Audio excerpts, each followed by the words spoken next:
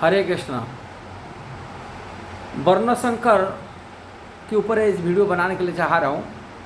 किसको वर्ण संकर कहता है, कौन सा वर्ण संकर भगवत गीता में चर्चा किया गया, और साधारण लोग वर्ण संकर हिसाब से किसको क्या मानते हैं। लोगों की धारणा वर्ण संकर के हिसाब से जो उच्च कुल हो कि निम्न कुल की जो प्रतिलोम विवाह हो कि अनुलोम विवाह जिसको कहा जाता है, प्रतिलोम विवाह इसको कहा जाता है जो उच्च कुल की लड़की हो और निम्न कुल की लड़का हो, उच्च वर्ण की लड़की और निम्न वर्ण की लड़का हो, उसको प्रतिलोम विवाह कहा जाता है। दोनों वर्ण अलग हो गया कि उच्च कुल की लड़का हो और लड़की हो गया निम्न कुल की, उनको अनुलोम विवाह कहा जाता है। एक ही वर्ण का लड़का लड़की नहीं है, ये जो विवाह होता है इसकी वर्ण संकर कहा जाता है, उसकी उत्पन्न संतान वर्ण संकर होते हैं। किंतु यह प्रचलित भी है, लोक में प्रचलित है, किंतु शास्त्र में ऐसा नहीं कहा गया। शास्त्र में अनुलोम विवाह प्रतिलोम विवाह वाली में कहा गया, वो विवाह है। वर्ण संकर जैसे भगवत गीता हिसाब से अब देखा जाएगा, वर्ण संकर के वास्तविक अर्थ है जो अवैध रूप में संतान उत्पत्ति होता है। अवैध विधि नहीं है, शास्त्र में विवाहित नहीं है। जैसे अर्जुन कहा रे, ये संतान क्षेत्रीय कुल जब नाश हो जाता है, क्षेत्र को रखने वाला पुलिस डिपार्टमेंट नष्ट हो जाएगा और उनको बचाने क्षेत्रों को रखने वाला कोई नहीं होगा, पुणे व्यभिचार पैदा हो जाएगा।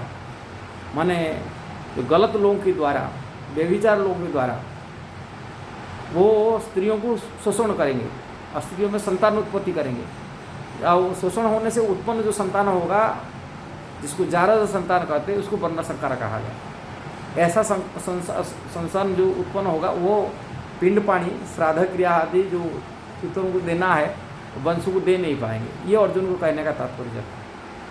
किंतु अनुलोम विवाह प्रतिलोम विवाह प्रथा विवाह में है। विवाह कई प्रकार के होता है, जैसा ही कोई राक्षस विवाह होता है, गंधर्व विवाह होता है, और प्रतिलोम विवाह अनुलोम विवाह, ये सब वर्णन महाभारत में वर्णन किया गया।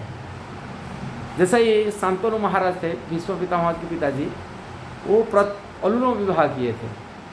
वो क्षत्रिय वंश में थे, किंतु उनकी जो पत्नी जो दूसरी पत्नी थी, जो मत्स्य कन्या थी सत्यवती, वो शूद्र घर की लड़की थी। इसको अनुलोम विवाह कहा जाता है। और उनके द्वारा जो वंश चला वो तो वर्ण संकर नहीं कहें तो उनको पिंड पानी नहीं देंगे ना, क्या ये नहीं कहा जाएगा। दूसरी जजाति महाराज थे, क्षेत्रीय कुल के थे, और उनकी पत्नी देवजानी वो ब्राह्मण कुल की थी। उनकी जो शादी में प्रतिलोम विवाह था कि उनके द्वारा उत्पन्न जो संतान चला आगे उनको पिंड पानी नहीं देंगे, श्राद्ध क्रिया।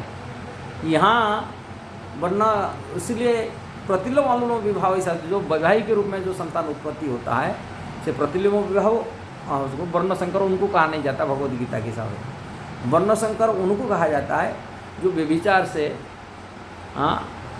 संतान उत्पत्ति होता है अवैध रूप में, जो शास्त्र विवाह नहीं, बिना विवाह से अवैध रूप में संतान उत्पत्ति को वर्ण संकर वहाँ कहा गया। जिससे संतान उत्पन्न होने वाला संतान आमन पितरों की जल माने जलदान हरिका तर्पण आदि श्राद्ध क्रिया आदि नहीं कर सकते, ये कहा गया। लोगों के मन में डाउट था, इसलिए थोड़ा प्रश्न था, मैं इसे बता दिया। यदि वीडियो सही लगा जरूर इसको शेयर करना, सब्सक्राइब करना, लाइक कमेंट देना। हरे कृष्णा।